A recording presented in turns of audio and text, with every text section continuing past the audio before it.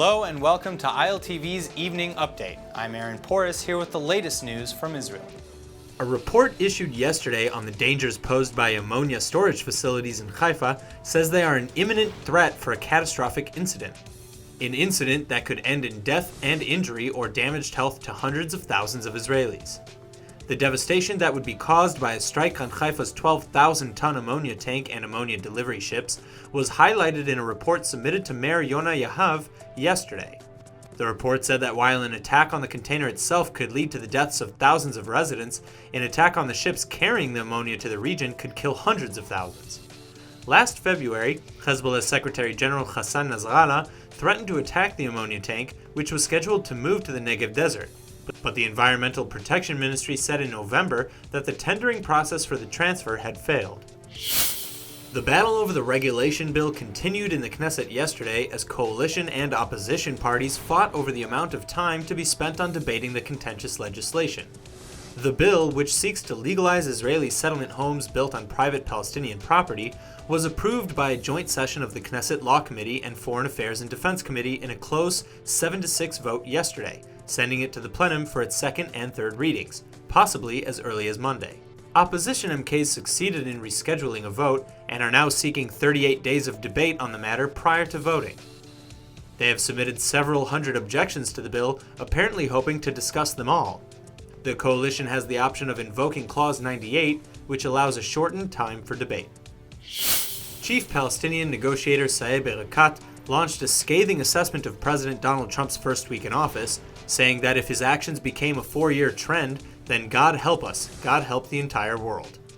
Erekat voiced concern that Trump had failed to criticize 2 Israeli announcements of new settlement construction in the West Bank, including 2,500 new housing units. Erekat, who is one of the potential candidates to succeed Palestinian leader Mahmoud Abbas, also said that the Trump team had yet to make any contact with the Palestinian leadership, despite speaking with Prime Minister Benjamin Netanyahu and inviting him to Washington for talks on February 15th. Quote, "We have sent them letters, written messages, and they don't even bother to respond to us," Erekat complained. A statement from the White House on International Holocaust Day has created a storm across the Jewish world. The statement did not mention Jewish victims of the Holocaust, but instead referred to the 11 million victims. The only problem is the number is made up and has no basis in fact. It seems that Nazi hunter Simon Wiesenthal used the number to bring sympathy to the 6 million Jewish victims of the Shoah. But Yehuda Bauer, the preeminent Holocaust scholar who has debunked the number repeatedly in his writings over the decades, says he warned his friend Wiesenthal about spreading the false notion that the Holocaust claimed 11 million victims.